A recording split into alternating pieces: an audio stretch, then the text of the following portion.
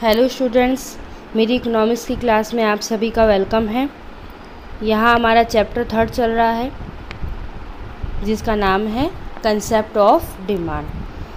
Previous class में हमने demand के एलिमेंट्स को देखा था। 3 टाइप्स के एलिमेंट्स थे, जिसमें कि फर्स्ट था effective desire and wants for a goods, money to purchase the commodity and willingness to pay. यानी कहा गया था कि ये जब तीनों एलिमेंट्स कंप्लीट होंगे तो वो क्या था, डिमांड हमारी कहलाती है। वहाँ हमने एक एग्जांपल से भी देखा था कि जो पर्सन सी था उसने कार को परचेज़ किया तो कब कर पाया, जब उसकी वांट्स थी, डिज़ायर भी थी और उसके पास में पे करने के लिए वो एबल टू पे भी था और विलिंगनेस भी थी पे करने की। ठीक है, आगे हमने डेफिनेशन भी देखी थी प्रीवियस क्लास में। इसमें कहा गया डिमांड क्या होती है, में कहा गया था कि the demand for any commodity is the quantity that buyers would be willing to purchase at difference price at a particular time. यानी कहा गया है कि एक पर्टिकुलर टाइम में हम बाज़ार में जाकर के हमारी इच्छा के अनुसार कोई भी वस्तुओं का एक प्राइस दे करके हम अगर परचेज़ करते हैं तो वो हमारी क्या करती है, तो कितनी क्वांटिटी हमने किसी भी गुड्स की परचेज़ की वो क्या कहलाती है, हमारी डिमांड कहलाती है। जिसमें कि हमने 2 टाइप्स की डिमांड देखी थी, इंडिविजुअल डिमांड और मार्केट डिमांड। इंडिविजुअल यानी किसी एक पर्सन की डिमांड, मार्केट डिमांड यानी कि ऑल द कंज्यूमर डिमांड यानी कि सभी कंज्यूमर की डिमांड को ऐड करने के बाद। हमने प्रीवियस क्लास में शेड्यूल देख लिया, डिमांड शेड्यूल, डिमांड कर्व देख लिया। आज का हमारा टॉपिक है फैक्टर डिटरमिनिंग डिमांड, यानी कि डिमांड को डिटरमाइन करने के क्या क्या फैक्टर हो सकते हैं। यानी अगर हम बाज़ार में कोई भी चीज़ की वस्तु की मांग करते हैं या डिमांड करते हैं तो हम हमारे सामने कौन कौन से फैक्टर आते हैं, कौन कौन सी ऐसी महत्वपूर्ण चीज़ें आती हैं जिसके कारण हम इफ़ेक्ट होते हैं। जैसे कि अगर मैं एग्जांपल बताऊं कि हम कोई भी वस्तु का परचेज़ करने गए, गुड्स का परचेज़ करने गए, तो वहाँ अगर उससे हमें प्राइस ज़्यादा लगी, शर्ट परचेज़ करने गए, हम सोचे गए थे 1000 है, वहाँ 1000 रुपये का शर्ट आएगा, वहाँ 1500 रुपये लिए, तो हम क्या करेंगे, हमारा शर्ट नहीं परचेज़ करेंगे। तो यहाँ पे हमारी डिमांड को, जो कि हमारी डिमांड थी कि हम शर्ट परचेज़ करेंगे, उसको कौन इफ़ेक्ट किया, प्राइस इफ़ेक्ट किया। या ये हो सकता है कि मेरी इनकम ही कम थी, यानी कि वह मैं परचेज़ क्यों नहीं कर पाई शर्ट को, क्योंकि मेरी इनकम कम थी। तो यानी कि मेरी डिमांड को किसने इफ़ेक्ट किया, सेकेंड नंबर में इनकम को। या मैं ये देखो कि कुछ रिलेटेड गुड्स है, यानी कि जिस कंपनी का मैं शर्ट लेने गई थी उससे और अदर कंपनी के गुड्स और भी ज़्यादा अच्छे मिल रहे थे, तो मुझे अब डिमांड को किसने इफ़ेक्ट किया, अदर गुड्स ने, रिलेटेड गुड्स ने। ठीक है। या फोर्थ बात मैं ये कहूँ कि अब फैशन चेंज हो गई है। जो मैं सोच के गई थी, अब मैं मार्केट में जाके देखी कि वो फैशन के अब शर्ट मिलते ही नहीं, तो मुझे फिर किसने इफ़ेक्ट किया, मेरी डिमांड को। यहाँ पे फोर्थ फैक्टर में आ जाएगा कि मेरी फैशन ने। ठीक है। फिर से मैं ये कहूँ कि मैं फ्यूचर में सोच चलूँ कि ये शर्ट और ज़्यादा महंगी होने वाली है, मैं आज ही खरीद लूँ, तो मेरी डिमांड को किसने चेंज किया, यहाँ पे ये 5 फैक्टर ने। तो यहाँ हम डिटेल में पढ़ेंगे कौन कौन से फैक्टर हैं, तो देखेंगे। तो factor determine demand are as follows. First क्या है, द प्राइस ऑफ कमोडिटी। यानी यहाँ मैं समझाना चाह रही हूँ कि हम अगर कोई भी चीज़ अगर परचेज़ करने जाते हैं, उसकी डिमांड करते हैं, तो हमारे सामने कौन कौन से फैक्टर एलिमेंट्स आते हैं जो हमारी डिमांड को इफ़ेक्ट करते हैं। ठीक है। जिसमें फर्स्ट देख लिया द प्राइस ऑफ कमोडिटी, यानी कि किसी भी गुड्स की प्राइस। सेकंड है price of other relative good, हम जो परचेज़ करना चाह रहे हैं गुड्स, उससे अदर भी काफ़ी गुड्स होते हैं मार्केट में, उनकी प्राइस भी हमें क्या करती है, इफ़ेक्ट करती है। सेकेंड है इनकम ऑफ कंज्यूमर, अगर कंज्यूमर की इनकम ज़्यादा होगी तो वो ज़्यादा अच्छी चीज़ें खरीदेगा, अगर कंज्यूमर की इनकम अगर कम है तो वो थोड़ी कम इम्पॉर्टेंट चीज़ें खरीदेगा, बहुत ज़्यादा अननेसेसरी चीज़ें गुड्स नहीं परचेज कर पाएगा। फोर्थ है test and preference of a commodity consumer, हम ये करते हैं जो हमारी बहुत ज़्यादा पसंद की चीज़ है, वो फिर चाहे कितनी भी ज़्यादा महंगी हो, हम क्या करते हैं, उसको परचेज़ कर ही लेते हैं। तो यहाँ पे भी डिमांड इफेक्ट हो रही है। फिफ्थ है प्राइस एक्सपेक्टेशन इन फ्यूचर। हम देखते हैं कि कई ऐसी गुड्स होती है या फिर कमोडिटी होती है कि जो आप फ्यूचर में बहुत ज़्यादा महंगी होने वाली है, या ये कहूँ बहुत ज़्यादा सस्ती होने वाली, तो हम क्या करते हैं, आज की डेट में ना खरीद के हम बोलते हैं कि ये गुड्स की प्राइस बहुत ज़्यादा आगे सस्ती होने वाली, तब हम खरीदेंगे। तो हमें कौन इफेक्ट कर रहा है? Price expectation in future. तो ये 5 हमारे क्या हो गए? फैक्टर हो गए हैं। इनको हम डिटेल में आगे देखते हैं। कहा गया है कि mathematically demand function can be write as a follow. हम ये जो डिमांड फंक्शन जो पढ़ रहे हैं उसको मैथमेटिकली किस तरीके से लिख सकते हैं? डीएन यानी कि आपकी डिमांड को डीएन से डिनोट किया गया है। पीएन यानी कि पी यानी कि आपकी प्राइस को डिनोट किया, जो आप गुड्स को परचेज करने गए हो उसकी प्राइस को यहाँ पे पीएन से डिनोट किया गया है। P2, P1, 3 यानी कई अगर जितने भी हम गुड्स ले रहे हैं उसकी प्राइस को। यहाँ पे जो ये y लिखा गया है, y आपको किसका बताया गया? y यानी कि यहाँ पे हम इनकम को y से डिनोट करते हैं। ठीक है, अभी जो 5 फैक्टर हमने जो देखे हैं उसी का हम मैथमेटिकली किस तरीके से फंक्शन को लिख सकते हैं वही हम यहाँ पे देख रहे हैं। तो पहला हमारा एलिमेंट्स था कि हमने देखा था कि प्राइस ऑफ कॉमोडिटी, तो प्राइस ऑफ कॉमोडिटी को हमने P से डिनोट कर दिया, हमारी इनकम को Y से डिनोट कर दिया, और T यानी कि हमने देखा था कि प्रेफरेंस ऑफ ए कॉमोडिटी, कि हम हमारी किस कॉमोडिटी को ज़्यादा प्रेफरेंस देते हैं उसको हम किससे डिनोट कर रहे हैं? T से डिनोट कर रहे हैं। Expectation, price expectation of future को हमने किससे किया? डिनोट E से किया। तो यानी ये जो आपको बताया गया है ये हमारा क्या हो गया? Demand function. ये 5 फैक्टर को मैथमेटिकली रूप में यहाँ आपको समझाने के लिए एक यहाँ इनको डिनोट करने का आपको मेथड बता दिया गया। ठीक है, आगे देखते हैं। कहा गया है सबसे फर्स्ट जो सबसे फर्स्ट फैक्टर था हमारा वो ये था कि प्राइस ऑफ कॉमोडिटी, जिसे किससे कहा गया? PN से बताया गया। ठीक है, एन यहाँ इसलिए लिखा जाता है क्योंकि हम वहाँ मार्केट में जाते हैं तो किसी एक वस्तु का या फिर किसी एक गुड्स को परचेज नहीं करके आते हैं। एन यानी कि असंख्य, 1, 2, 3, 4 जितनी भी आप परचेज करके आते हैं सभी की प्राइस को यहाँ पे बताया गया है। देखेंगे, first of all we will know about the relation between the price of a commodity.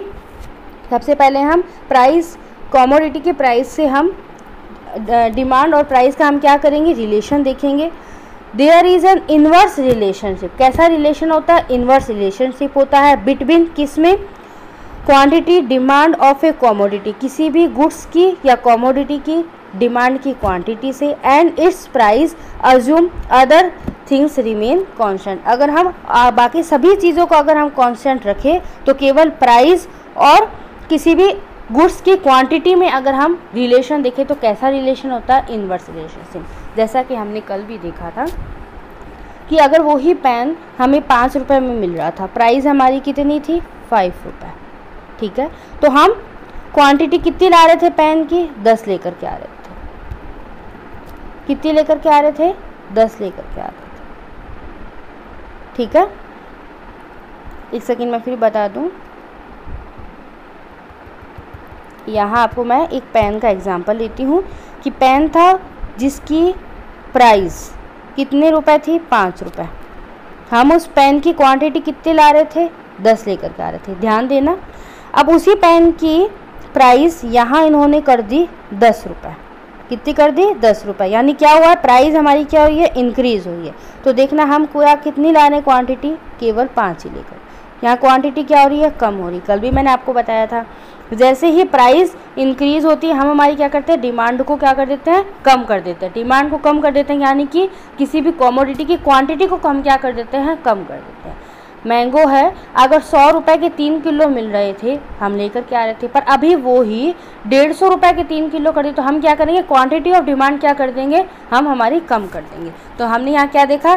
Price के इंक्रीज होने में डिमांड डिक्रीज हो जाती है और प्राइस के डिक्रीज होने पर डिमांड क्या हो जाती है? इंक्रीज हो जाती है। तो ये क्या हो रहा है? एक बढ़ रहा है, एक कम हो रहा है। तो यहाँ पे क्या बताया जाए? रिलेशन कैसा बता रहा है आपको? इनवर्स रिलेशन बता रहा है। तो यहाँ इस में देख लेंगे कि जैसे ही प्राइस हमारी इंक्रीज होती है DX यानी कि डिमांड हमारी कम हो जाती है, और जैसे ही प्राइस हमारी डिक्रीज होती है तो यहाँ पे क्या हो जाएगा?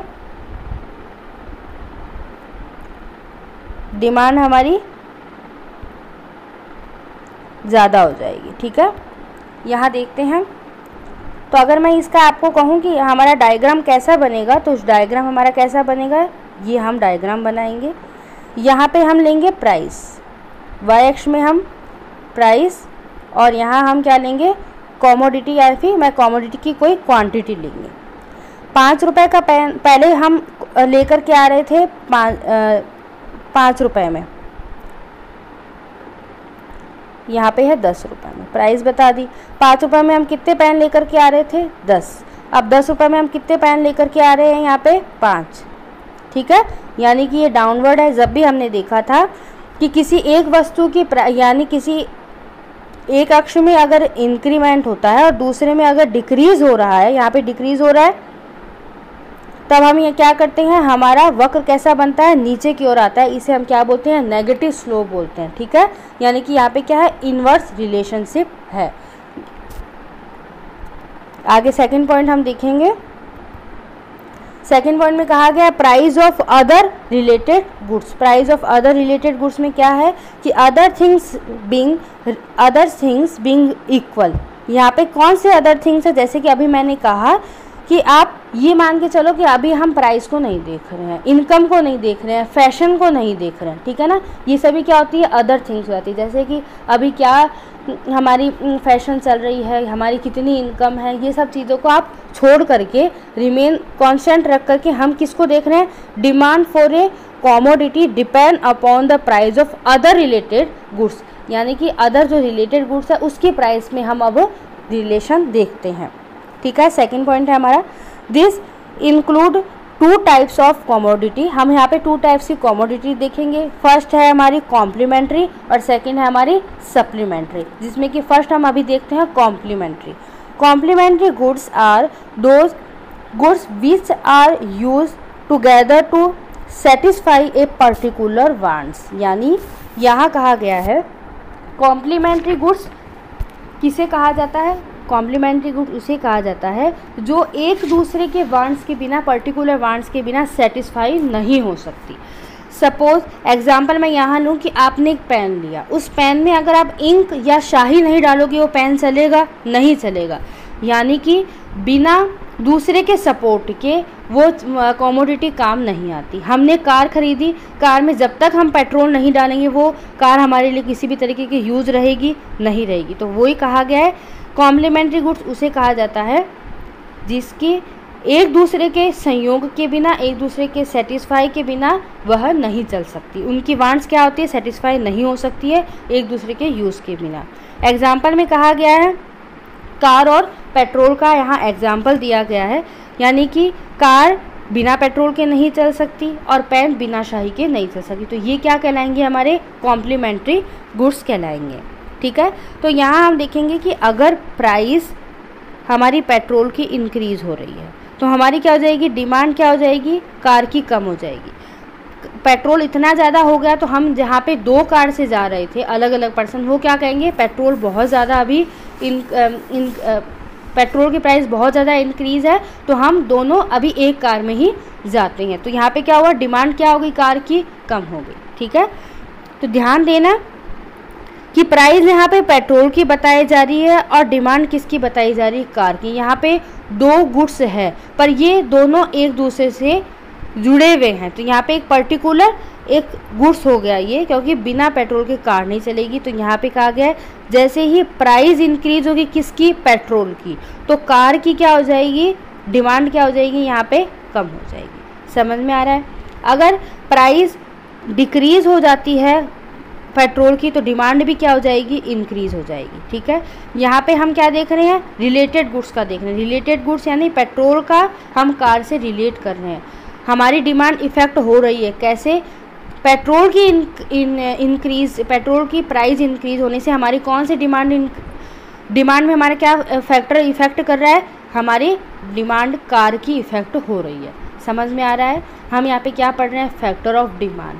हमें डिमांड के डिटरमाइन करने के जो फैक्टर है वो कौन कौन से इफ़ेक्ट करते हैं। तो हमने देखा कार की डिमांड को कौन इफ़ेक्ट कर रहा है? अदर गुड्स यानी कि पेट्रोल क्या कर रहा है? हमें इफ़ेक्ट कर रहा है। ठीक है, ये तो थी बात हमारी कॉम्प्लीमेंट गुड्स की। क्वेश्चन में कई बार पूछ लिया जाता है कॉम्प्लीमेंट गुड्स क्या होते हैं, तो हम वहाँ कहेंगे ऐसे गुड्स जो अगर हम इसे हिंदी में देखें तो हिंदी में इसे क्या कहा जाता है?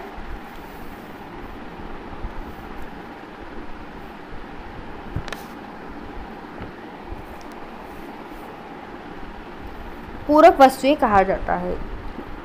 एक सेकेंड, हिंदी में इसे क्या कहा जाता है? पूरक वस्तुएं कहा जाता है, जिसमें कि कहा जाता है पूरक वस्तुएं वे होती है जो एक दूसरे के बिना नहीं चलती है और इनका स्लोप कैसा होता है? नेगेटिव होता है। इनका स्लोप कैसा होता है? नेगेटिव होता है।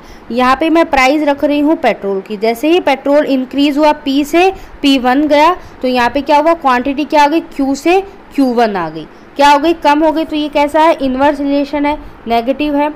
पर यहाँ पे हम देखेंगे प्राइस यहाँ पेट्रोल की थी तो डिमांड किसकी है? कार की। यानी कि रिलेटेड गुड हमें इफेक्ट कर रहा है किसको? डिमांड को। Goods can be complementary such as tennis racket. यहाँ पे एक और सेकंड एग्जाम्पल, 2 एग्जाम्पल हमने देखी पेन और शाही के, एक दिखा कार और पेट्रोल का। अब तीसरा एग्जाम्पल हम देखते हैं, टेनिस का रैकेट है, वो बिना बॉल के काम आएगा? नहीं आएगा। तो ये कैसे गुड्स कहलाएंगे आपके?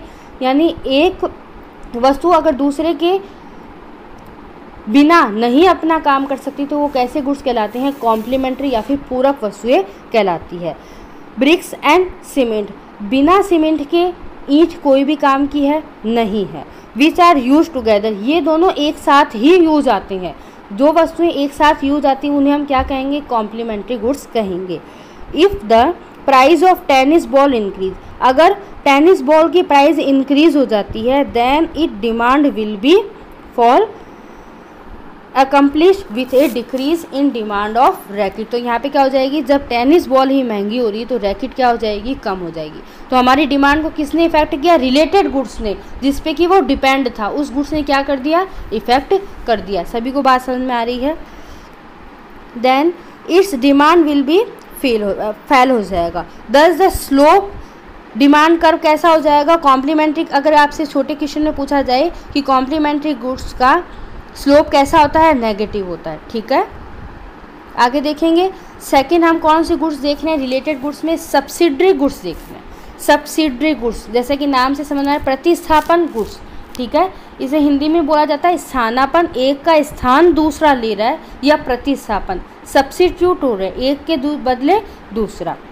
कहा गया substitute goods are those goods which can be use in place of each other. वहाँ हमने देखा था, जो कॉम्प्लीमेंट्री गुड्स में देखा था कि वह यूज़ कैसे आ रहे हैं? टुगेदर, यानी एक साथ ही यूज आते हैं। पर सप्लीमेंट या फिर सब्सिट्यूट गुड्स में हम देखेंगे कि वह एक के स्थान पर दूसरा आ रहा है, यानी एक के जगह दूसरी वस्तुएं काम आ रही है। एग्जाम्पल में देखूं, पेप्सी या कोला, कोक। तो हम देखेंगे कि अगर शादी वगैरह में या बहुत बड़े समारोह में, ओकेज़न में हम देखते हैं कि अगर हमें तो एक रखा हुआ है कि हम एक कॉकटेल की हमें एक शॉप रखनी है, एक स्टॉल रखनी है।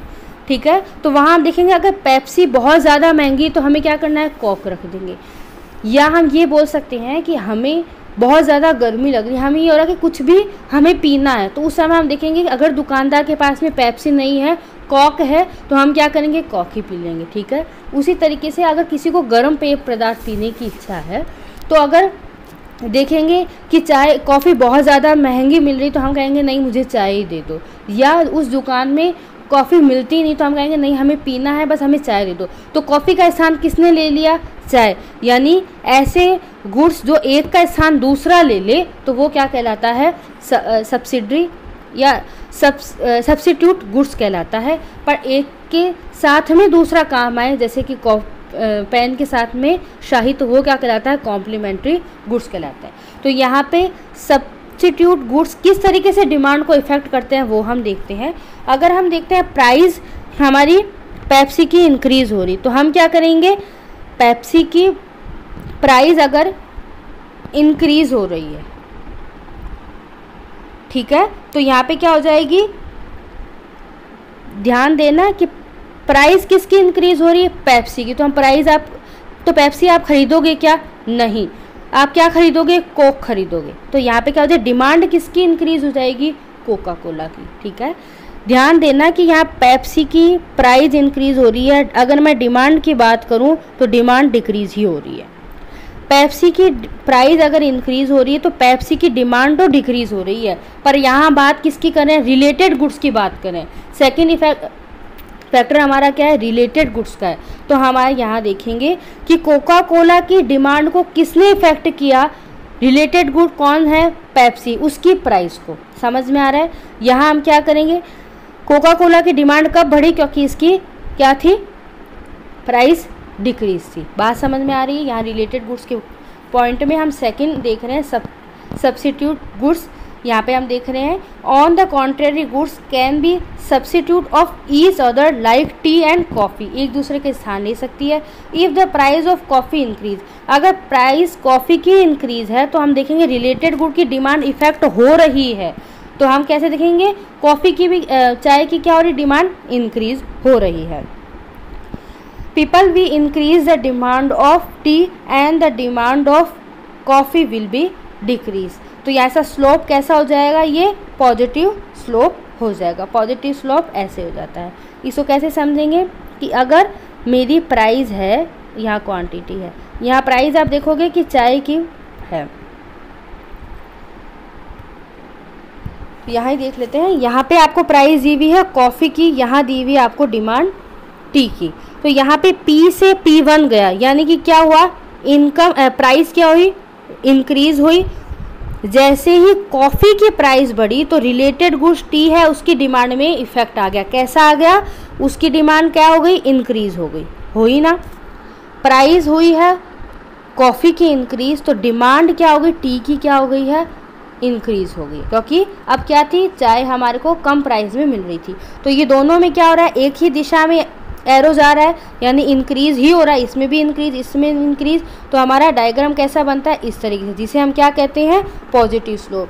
क्वेश्चन में पूछा जाए सब्स्टिट्यूट गुड्स का कैसा स्लोप होता है, तो हम क्या लिखेंगे, पॉजिटिव स्लोप होता है। क्यों होता है, क्योंकि एक की प्राइस बढ़ने से दूसरे की, क्योंकि ये दोनों सब्स्टिट्यूट गुड्स ईच अदर, एक दूसरे का स्थान लेते हैं, प्लेस ईच अदर। आगे हम थर्ड पॉइंट देखेंगे, किसका, फैक्टर ऑफ डिटरमाइनिंग डिमांड का। थर्ड पॉइंट है, 2 पॉइंट हम देख चुके। एक तो हम देख चुके डिमांड को कौन इफेक्ट करता है, प्राइस इफेक्ट करता है। अगर प्राइस इंक्रीज होगी तो डिमांड कम होगी। सेकंड हमने देखा रिलेटेड गुड। रिलेटेड गुड में हमने 2 टाइप्स के देखे, कॉम्प्लीमेंट्री एंड सब्स्टिट्यूट गुड्स। अब थर्ड पॉइंट हम देख रहे हैं यहाँ पे, related between demand and income. किस तरीके से, as the income of consumer increase, हमारी क्या हो जाती है, कंज्यूमर यानी उपभोक्ता की इनकम क्या हो रही है, इंक्रीज हो रही है। Generally the demand of goods and service also increase. ठीक है, जहां हम 10,000 रुपये कमा रहे थे, अभी हमारी इनकम क्या हो गई है, 25,000 रुपये। तो हम सबसे पहले क्या करेंगे कि हमारे पास में साइकिल थी, अब हम क्या कर रहे हैं, स्कूटी खरीद करके आ रहे हैं।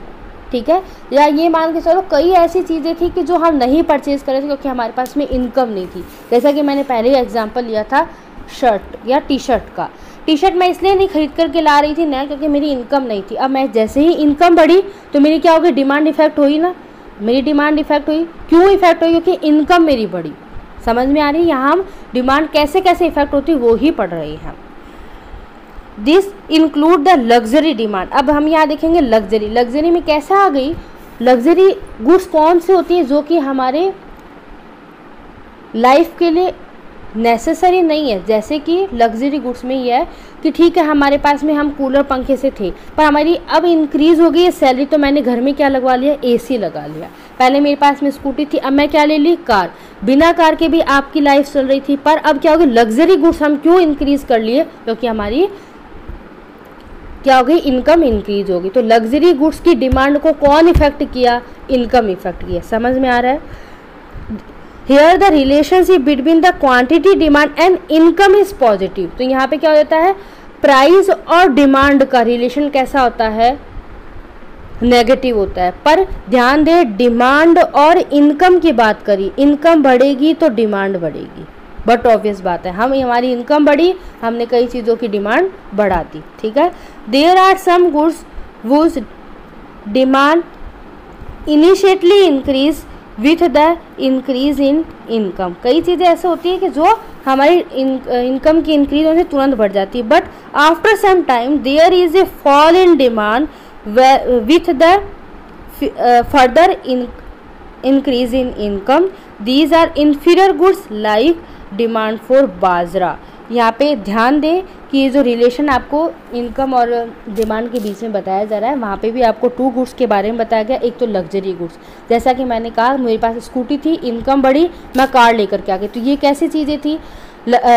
लग्जरी गुड्स में वो चीज़ें आती है जो कि हमारी लाइफ के लिए नेसेसरी नहीं है, पर हमारी इनकम के बढ़ने के साथ साथ हम क्या करते हैं, उन चीज़ों का परचेज करने लग जाते हैं। इन्फीरियर गुड्स, यहाँ पे आपसे क्वेश्चन में पूछा जाता है इन्फीरियर गुड्स और लग्जरी गुड्स में डिफरेंस, तो यहाँ पे इन्फीरियर गुड्स में वो कहेंगे जो हमारी इनकम के बढ़ने से हम क्या करते हैं, उसकी डिमांड कम होती है। जैसे कि बहुत पहले के समय में जब लोगों की पर्सन की किसी की भी जब सैलरी कम होती थी तो वो बाजरा खाते थे, पर अब उनकी सैलरी या इनकम बढ़ गई तो वो बाजरा छोड़ कर के क्या खाने लग गए, वो गेहूँ खाने लग गए। जैसे कि मैं अब कार चलाने लग गई, स्कूटी नहीं चलाती, तो यहाँ पे ये क्या हो गया, अब मेरे लिए स्कूटी क्या हो गई, इन्फीरियर गुड्स हो गई। तो यहाँ हम देखेंगे इन्फीरियर गुड्स में ध्यान देना, इन्फीरियर गुड्स के में इनकम के बढ़ने पर इनकी डिमांड क्या हो जाती है, कम हो जाती है।